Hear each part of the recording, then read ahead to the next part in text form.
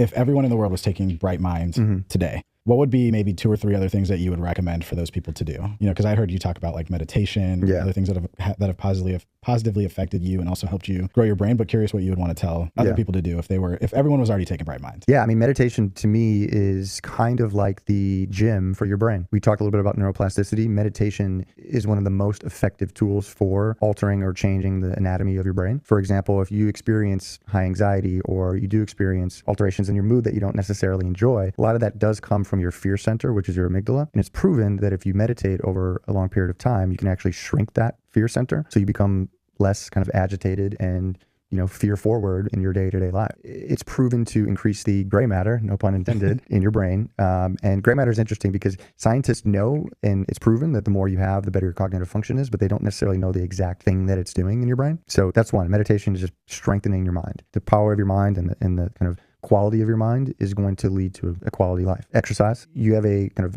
neurotransmitter and BDNF kind of release when you do it that also greatly enhances your mood. Everyone should have in their tool belt, if you are feeling off or in a bad mood, just go move your body and you'll see your state in your mind will change. It's because there's a kind of chemical effect of that movement in your brain and your overall mood. You know, we're getting better at it as a kind of society, at least a little bit, but we're starting to eat better. I think that's obviously very important. We're designed to like these things that are not necessarily great for us, sugar and whatnot. And it's because they weren't around when we were evolving. Yeah. You know, there wasn't a candy bar when, you know, in prehistoric times, right?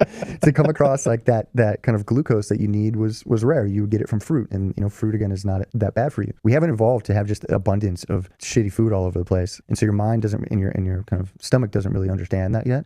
And so it kind of has a sensational appetite for it because it evolved at a time where it was rare and you had to take advantage of eating it when you could. Yeah. You said BDNF. What does that mean? It's brain-derived nootropic factor. It's actually a protein that plays a critical role in your brain and nervous system. And you can increase it through things like exercise. You can increase it through things like supplementation, but it has a big effect on what's called neurogenesis. That's your ability to grow and change neurons in your brain. And neurons are just another way to say brain cell. It's a specific kind of brain cell, ones that have facilitate electrical signals, basically the way that your brain talks to each other. BDNF is just something that is very important to our overall cognitive function. And, you know, something that if you can get more of it, you're going to feel better and perform better.